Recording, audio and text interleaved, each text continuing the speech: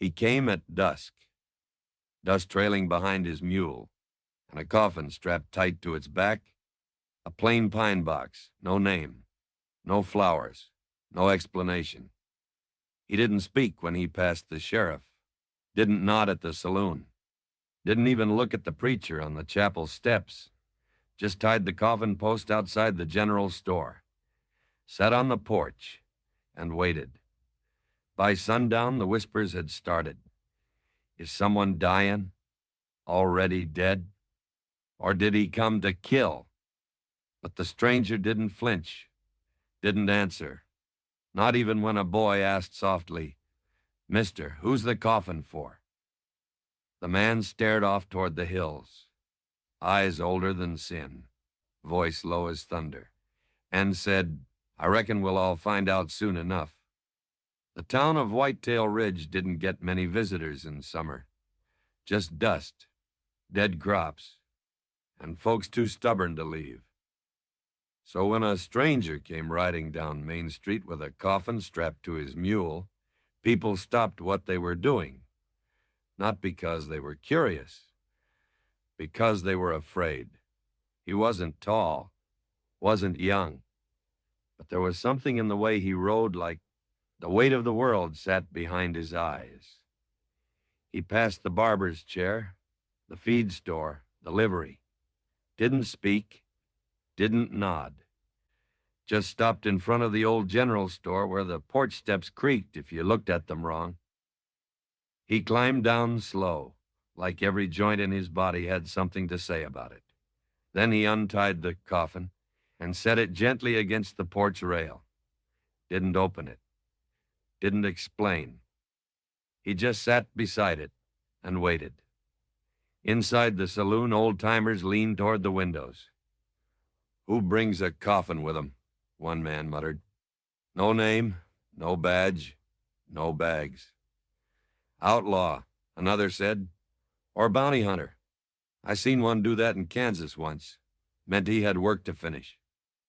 The barkeep, a red-faced man named Dale Renner, didn't like it one bit. "You don't bring a coffin unless you already picked your target," he said. Then he poured himself a shot of whiskey that wasn't meant for noon. Across the street, Sheriff Ed Ruliff stepped off the boardwalk and squinted against the sun. He'd worn the badge in Whitetail Ridge for near 20 years. Seen men lie, steal, burn, shoot, and cry. But he'd never seen one just sit there beside a coffin like it was a picnic basket. He walked slow toward the man. No hand on his gun, just slow boots in hot dust. The stranger didn't look up. Not until the sheriff stopped 10 feet away and cleared his throat. "Mister, we don't ask for much here, but you park a box like that outside the store, you're bound to stir questions." The stranger raised his head. Dark stubble. One scar along the neck. Eyes like riverbed gravel. Heavy, sunken, dry. "I'm not looking for trouble," he said. "That's what folks usually say before it shows up. I won't be here long." The sheriff looked at the coffin. "Friend of yours?" The man didn't answer. Just said, "You'll find out when it's time." Sheriff Ruliff chewed on that for a second. He'd heard his share of warnings. Men shouting, boasting, threatening. But this wasn't any of that. This was just quiet, final. He took a slow step back. "You plan on sleeping near it?" The man shrugged. "Depends how the town acts." Later that evening, the whispers had spread like heat through floorboards. Kids dared each other to touch the coffin. Old ladies crossed the street. Preacher Bill offered a prayer on the chapel steps. But the man never moved. Didn't eat. Didn't talk. Just sat and watched like he was counting breaths. Like he was waiting for someone to confess. By sundown, folks had a dozen theories. "He's a bounty man," someone said. "No, he's a reaper. Come for one of us." "He's sick. That coffin's for him, I swear it." but no one had proof, and no one had guts enough to ask. Only one person crossed the street, a boy, 9, maybe 10, barefoot, freckles, holding a chipped tin cup full of water. He walked up, slow but brave, held it out. The man looked at it, then at the boy. "You don't know who I am," he said quietly. "No, sir." "And you ain't afraid?" The boy shrugged. "Mama says the devil don't sit still. You ain't moved all day." The man took the cup, drank slow, then looked at the boy and said, "You ask your mama if she remembers the name Jonas Creed." The boy nodded and ran off, and the stranger went back to watching the road and guarding the box no one dared to open. By morning, the coffin hadn't moved an inch. Neither had the man beside it. He'd slept there, cross-legged on the porch, with his back to the wall, and his hand resting on the lid, like it was an old dog guarding sleep. Folks came and went. Some stared. Some spit near his boots. But he didn't speak, didn't blink, didn't rise. Inside the sheriff's office, Ed Ruliff lit his pipe with a shaking match. He hadn't slept either. The name Jonas Creed kept circling his brain like a buzzard, like something he'd heard in a dream or a nightmare. He opened the bottom drawer of his desk, the one with old wanted posters, folded, yellowed, brittle at the edges, stories the world wanted to forget. There it was, a younger face, but the same eyes. Jonas Creed, former deputy, Colorado Territory, wanted then, presumed dead. Ruliff leaned back, exhaled long. I'll be damned. 10 years ago, a man by that name had tried to blow the whistle on a sheriff's gold theft scheme up north. His testimony vanished. So did he. They said he was ambushed on the trail body never found. But now he was here, in his town, with a coffin. The sheriff poured himself coffee. No sugar, no cream, just to keep his hands from shaking. Out on the porch, the stranger sat motionless, watching everything. Not just people, but how they moved, who they looked at, who they avoided. He wasn't just waiting. He was calculating. Across the street, the blacksmith paused mid-hammer, wiped sweat, muttered under his breath, "That's a man who's seen hell and came back quiet." A shop girl whispered, "I heard he once shot a man without touching his gun." A stable boy claimed he saw the coffin lid twitch during the night. Stories piled up like thunderclouds, and the man inside them never blinked. Noon came, then dusk, and still he watched. Around sunset, a miner named Burke Hensley came limping out of the saloon, one boot heel broken, whiskey on his breath. He saw the coffin, stared, then turned ghost pale. He dropped his bottle and stumbled into the alley, gasping like his throat was closing.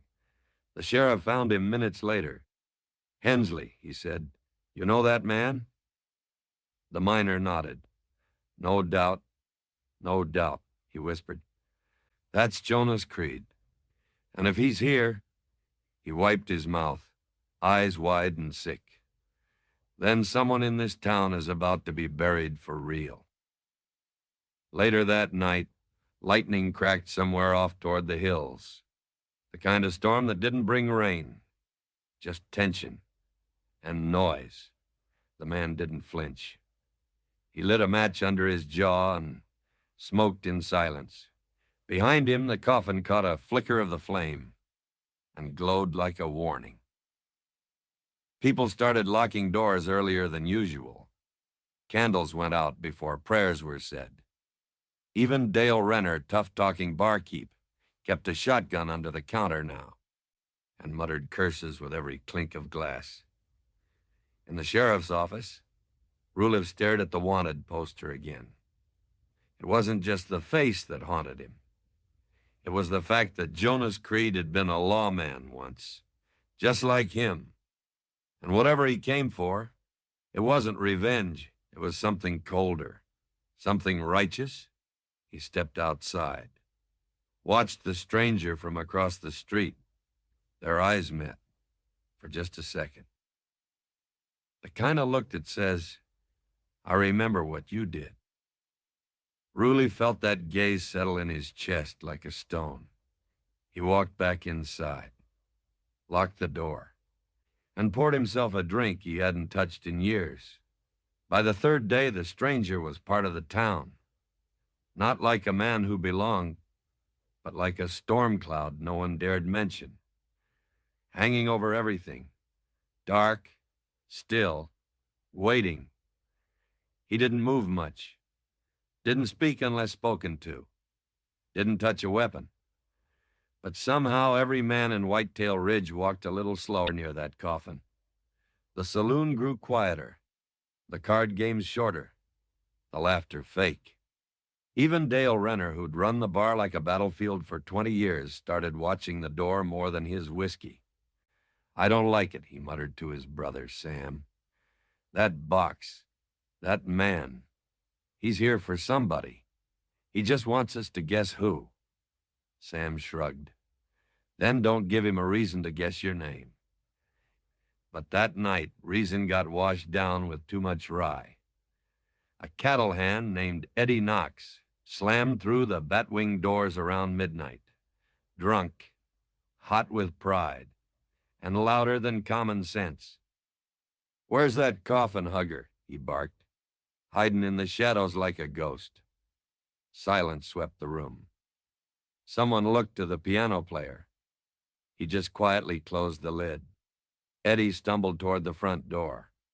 The stranger sat outside, as always, smoking, still. Eddie swaggered down the steps, bottle in one hand, bluster in the other. You think you're better than us, sitting out here like some funeral dog? No answer. You bring that coffin for a threat? Or is it for yourself? Still nothing. Eddie threw the bottle. It missed. Barely. Glass shattered behind the coffin and the porch went still. Even the wind seemed to stop. The stranger stood, slow, controlled, like every bone moved with purpose and none with anger. He stepped down from the porch. Boots soft in the dust, Eddie reached for the knife on his belt. It was halfway unsheathed when the stranger moved. One step, one hand. Then the knife was gone, knocked from Eddie's grip like it weighed nothing. The stranger held it a moment, looked it over, then tossed it back. It landed at Eddie's feet, blade first in the dirt. You ought to think twice before you reach for a thing you ain't ready to use, he said. Voice low, dry, final. Eddie backed away, didn't say another word. Inside the saloon, someone exhaled. Someone else whispered. He didn't even touch his gun. Dale stared out the window. This ain't right, he muttered. This man's got death following him like a damn hound dog, and we're letting him camp on the porch. Minutes later, the sheriff showed up. Ruliff didn't draw. Just stood there in the dark, coat open, eyes steady. You all right? He asked. The stranger nodded. Wasn't looking for trouble. The sheriff glanced at the knife in the dirt. You found it anyway. The man said nothing. Just sat back down beside the coffin like it never happened. That night, the town didn't sleep much. The fight hadn't spilled blood, but it had changed something. The silence wasn't calm anymore. It was coiled, ready, waiting to strike. The next morning, a cool hush sat over Whitetail Ridge, as if the whole town had exhaled and didn't know what would come next. But one soul wasn't afraid. His name was Eli Walker, 9 years old. Dust on his knees, straw in his hair. No father, no fear. He wandered the town most mornings, Chasing chickens and secrets? That day, he chased both to the porch where the strangers sat. The coffin still hadn't moved. Neither had the man. But Eli walked right up. No hesitation, no caution. "Sir," he said, "you got a name?" The stranger didn't answer, just looked at the boy with those dark, tired eyes. Eli tried again. "My mama says names are important. Says a man without a name is either running or forgot who he is." Still nothing. The boy tilted his head. "You got a kid?" The man blinked. "Once." That landed. After a long breath, he said, "I had one, a long time ago." Eli nodded like he understood everything in the world. "You bring the coffin for him?" The stranger looked away. "No." "Then who?" Pause. The stranger didn't meet the boy's eyes, didn't raise his voice, just whispered, "Someone who earned it." Eli sat on the edge of the porch, kicked his feet. "My daddy died in a cave-in, or that's what they told Mama." The man looked at him now. Really looked. Eli kept talking. "He worked in that mine outside Broken Ridge, the one that shut down after the fire." The stranger's jaw tightened. "I know that mine," he said softly. "So did my daddy." The boy reached into his coat, pulled out a small token brass faded, stamped with the words, "Ridgevale Company, Shift 2. He gave me this before he left. Mama says it's all he had worth anything." The man took the token in his hand, turned it over once, twice, then handed it back. "You keep that close," he said. "That's not just metal. That's a truth no one's wanted to face." The boy smiled. "Mama says you're dangerous, but you don't look mean." The stranger raised an eyebrow. "She also says not looking mean don't mean you're not." The boy grinned wider. Then he pointed at the coffin. "You sleep in it?" "No." "You gonna put someone in it?" Pause. "I hope not." Just then a woman's voice called out across the street. Firm, clear, protective. "Eli." He stood up fast. "That's Mama. She gets nervous when I'm gone too long." He turned to leave, then stopped. "You never said your name?" The man gave him the faintest smile. "Didn't say I would." Eli laughed. "Okay, but I'm going to call you Mr. Quiet." And just like that, he was gone. The stranger sat there staring after him. For the first time in days, his face softened. Just a little. Across the road, Eliza Walker stood stiff as a fence post, holding a basket, wearing a stare like a blade. She watched the man. He watched her back. There was something familiar in the way her jaw clenched, something that made the scar on his neck itch. He didn't know her name yet, but he would. Soon. That evening, the town was quiet again, but not the same kind of quiet. Not the kind you get before bedtime, the kind you feel before something breaks. Even the dogs were still. A single rider came down the ridge trail, thin, dusty, no hat, just saddlebags, and a sealed envelope in his coat. He handed it off to the sheriff. Didn't speak, didn't stay. By the time folks noticed him, he was already gone. Sheriff Ed Ruliff turned the envelope over. It was marked with the Pinkerton Agency's seal. His throat went dry. He carried it back to his office, lit a lamp, and read. The letter was short, plain, written like a bullet. "A man named Jonas Creed may have entered your town. If so, do not engage. He is presumed alive and operating under federal discretion." In 1871, Creed attempted to expose a cover-up involving 5 miners killed in a staged collapse at Ridgevale Gold Company.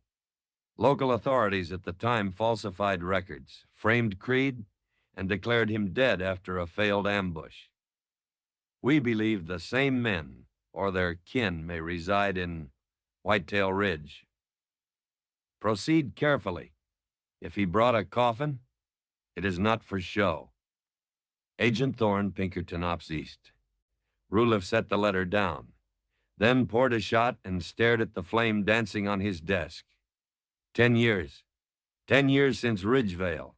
Since that cursed mine blew apart with 5 men buried inside.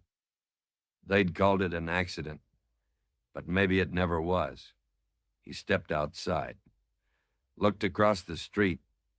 The stranger, Jonas Creed, still sat beside the coffin, head bowed, like a man praying or remembering. Ruliff crossed the road. This time, he didn't pretend to be casual. He stood at the base of the porch steps and said, "You had that letter sent?" The man looked up, slow. "No, but I knew it would catch up." "You come here for justice?" Creed didn't blink. "I came to see if truth still breathes in this town." Ruliff swallowed hard. "You think we're the same men who did that to you?" Creed tilted his head. "You wear the same badge, stand in the same shadows." Inside the general store, Dale Renner heard every word through the open window. His hand shook as he shelved cans, not from guilt, from fear. He knew what happened at Ridgevale. He'd been part of it. Back on the porch, Creed continued. "I gave this town a chance to remember, a chance to speak." His hand brushed the coffin lid. "I didn't come to kill." He looked up, voice steady. "But I didn't come to forgive either." Ruliff sat down beside him. Didn't ask permission. Just sat, like two ghosts on the edge of history. "What happens if no one speaks?" he asked. Creed didn't answer right away. Then he whispered, "Then I bury the silence." Word of the letter spread by nightfall. Not loud, not in crowds, but through back doors, half-drunk whispers, and the kind of glances that say, "He knows something." By morning, the whole town knew that the man with the coffin wasn't here to kill randomly. He was here to see if the guilty would name themselves. He wasn't hunting. He was waiting. And the longer he waited, the more the town felt the walls closing in. Sheriff Ed Ruliff sat at his desk long past midnight. The Pinkerton letter lay in front of him, unfolded, smoothed out like a confession, staring up at him like a ghost with a badge. His hand hovered over it, then balled into a fist. He didn't sleep, didn't undress, just watched the lamplight flicker on the far wall. He remembered the Ridgevale collapse. He wasn't sheriff then, just a deputy, new to the badge, hungry to prove he belonged. When the cave-in happened, they said it was an accident. Said gas leaked, beams rotted. Men trapped. Nothing anyone could do, except Jonas Creed had said otherwise. Creed had found maps, letters, bribes. He'd said the collapse was planned. Said 5 men were buried alive to cover up a theft led by lawmen. Sheriff Claremont hadn't liked that. Said Creed was losing his mind. Said the only hole deeper than the mine was the one he'd dig for himself. Then Creed vanished. A torn saddle, blood on the trail, no body. And Ed Ruliff? He'd helped file the report, signed it himself, presumed dead. But he'd known, in his gut, in his bones. He knew they'd tried to kill Jonas, and he let it happen. He stood now, opened the drawer, pulled out the old ledger, the one with years of case files and lies inside. He flipped past murder warrants, robbery accounts, until he found it. Creed, J. 1871. Disloyal conduct. Suspicious behavior. Mental instability. Discharged. His own handwriting. He slammed it shut. Outside, the town was quiet, but not peaceful. The air had changed. It carried weight, memory, judgment. He stepped onto the boardwalk. Across the street, the stranger still sat beside the coffin. Same as always. Still as ever. Just watching. Waiting. Ruliffe lit a match. Let it burn close to his fingers. He didn't walk across the street this time. Didn't have the courage. Just stood there, with flame trembling between his hands. Then quietly he whispered to himself, "You were right, Jonas. We all knew. We just didn't stand beside you." A shape moved behind him. Footsteps. He turned. It was Eliza Walker, the shopkeeper's widow, Eli's mother. She looked at him with eyes that saw more than most. "You were part of it, weren't you?" she asked. Ruliffe didn't lie and didn't argue. Just nodded. Once. Soft. Eliza stepped closer. "He's not here to kill," she said. "He's here to see who'll admit it." The sheriff looked down at his boots. "He'll bury someone," he murmured. "One way or another." She said nothing more. Just turned and walked toward her boy's window, where a candle still flickered behind the curtains. And Ruliffe? He stayed right there. Alone. Under a moon that looked colder than it ever had before. By the fifth morning, Whitetail Ridge was no longer a town. It was a waiting room. Every door closed slower. Every word spoken softer. Every man who had secrets began to feel the noose of silence tugging at his breath. The coffin hadn't moved. Jonas Creed hadn't moved. But the guilt in that town, it shifted like a storm underground. At the saloon, Dale Renner was unraveling. He stood behind the bar, polishing the same glass for the 10th time. Hand trembling.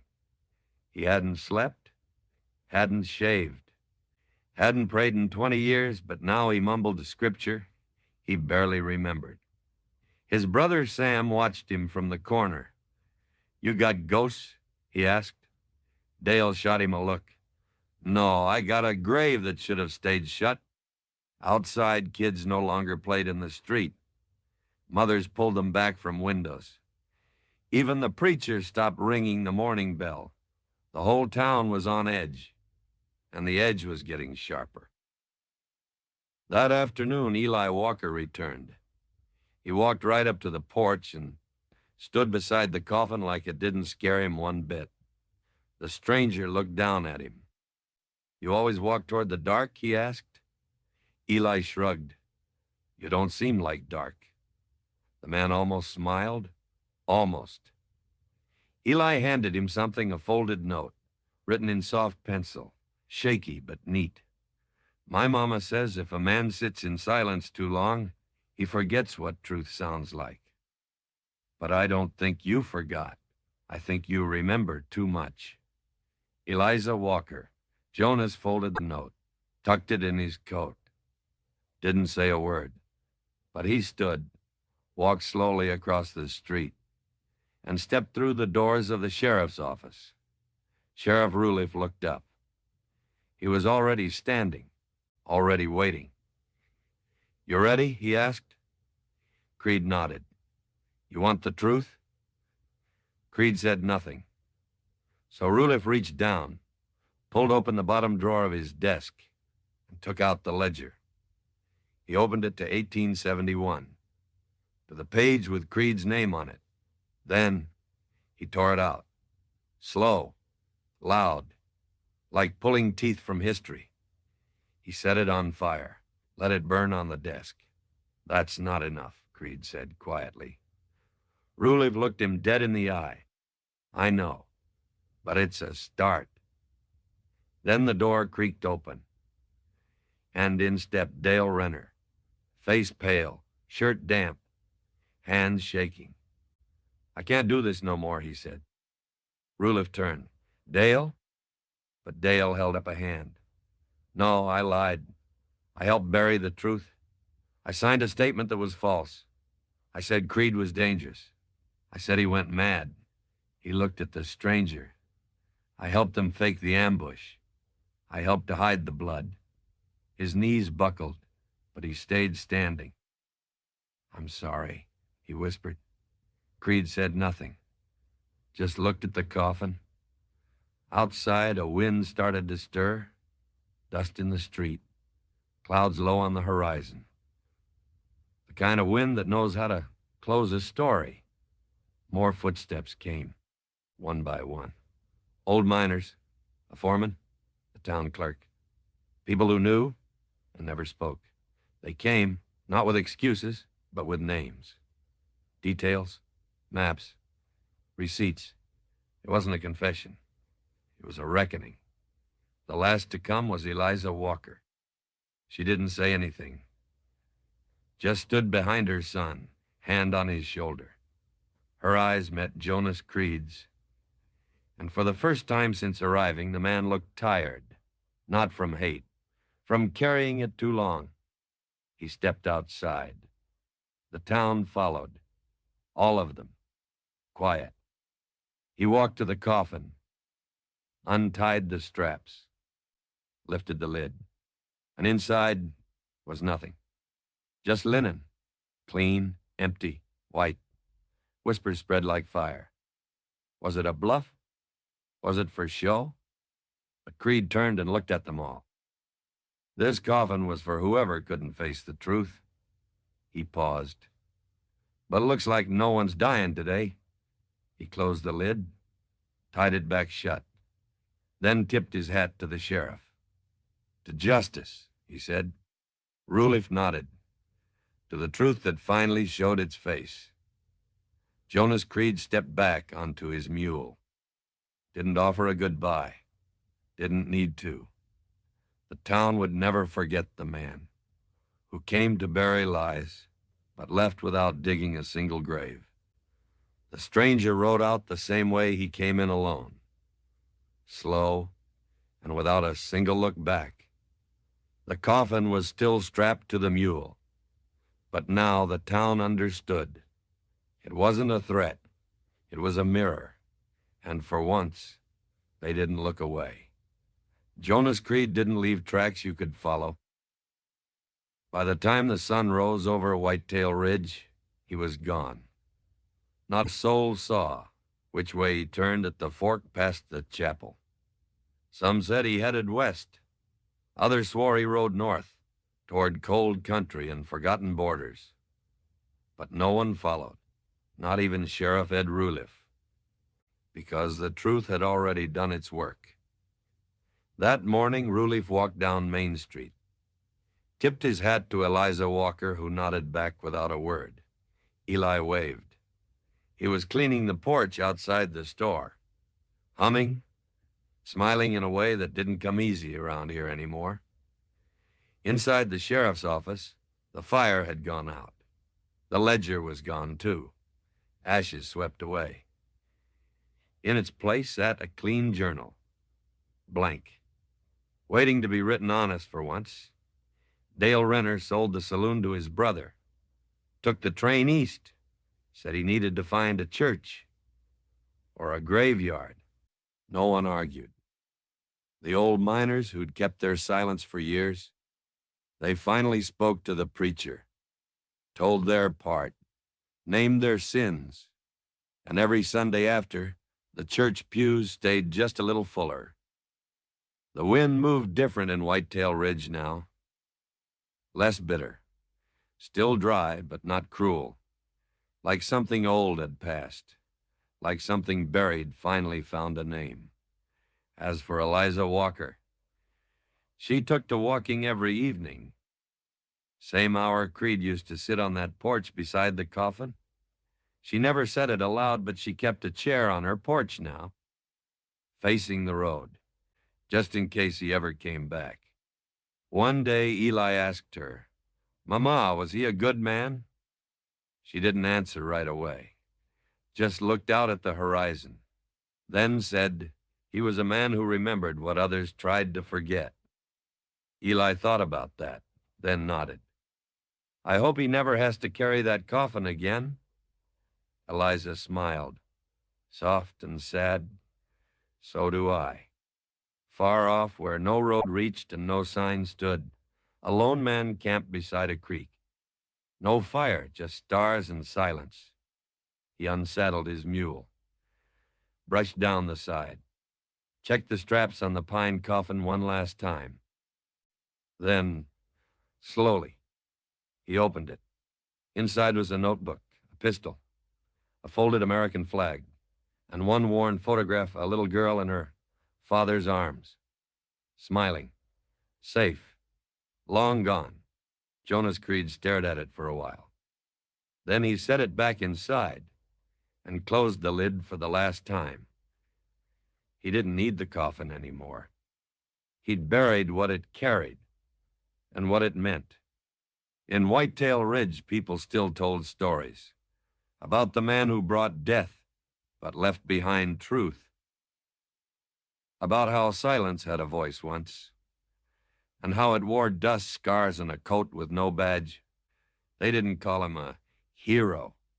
They didn't call him anything at all. They just remembered. And that was enough.